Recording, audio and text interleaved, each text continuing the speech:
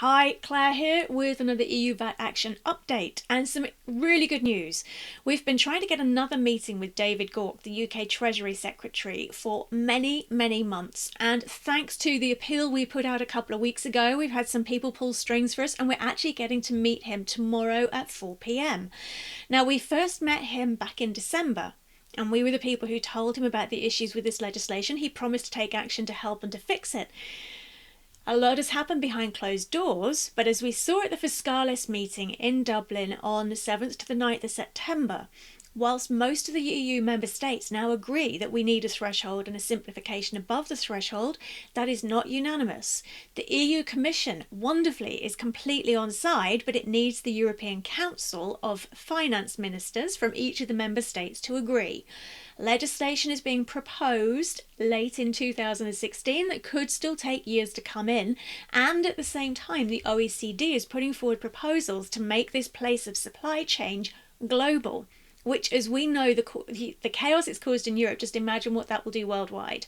So Juliet and I are going to meet with David Gauke and a very senior member of HM Treasury tomorrow, and we're going to talk to them about what they can do to stop this going global via the OECD, because there's a really big meeting that David Gauke and his team are going to be attending in Lima in the next few weeks.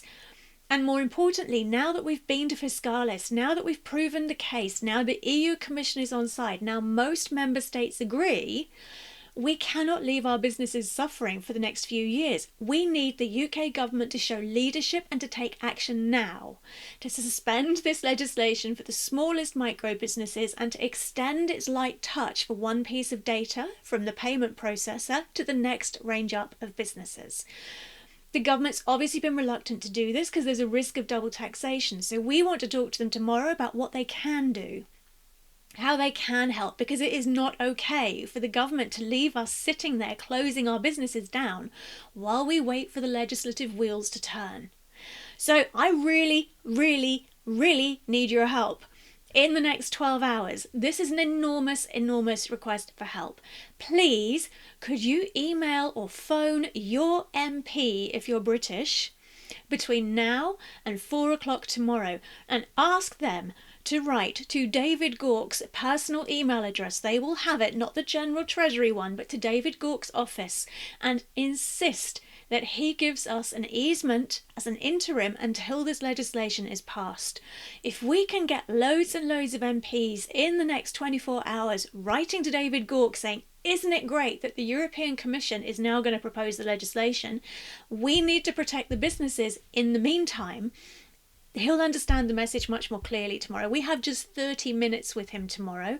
He's aware of the issues. The guy that's going to meet us with from Treasury, we've met with many times. If your MP could write to or phone David Gauke tomorrow to make sure that his inbox is full of MPs asking him to give us this easement, we're much more likely to have success. We will report back after the meeting. This is a really big one for the campaign tomorrow. I know it's a UK-only meeting, but anything the UK government does may give courage to other member states, and you can then follow the procedures in your own country as well to help negotiate the changes there. So please get your MEP involved. Phone them if you can.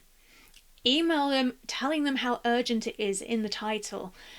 Tell them we're meeting with David Gauke at 4 p.m. on Tuesday the 22nd of September.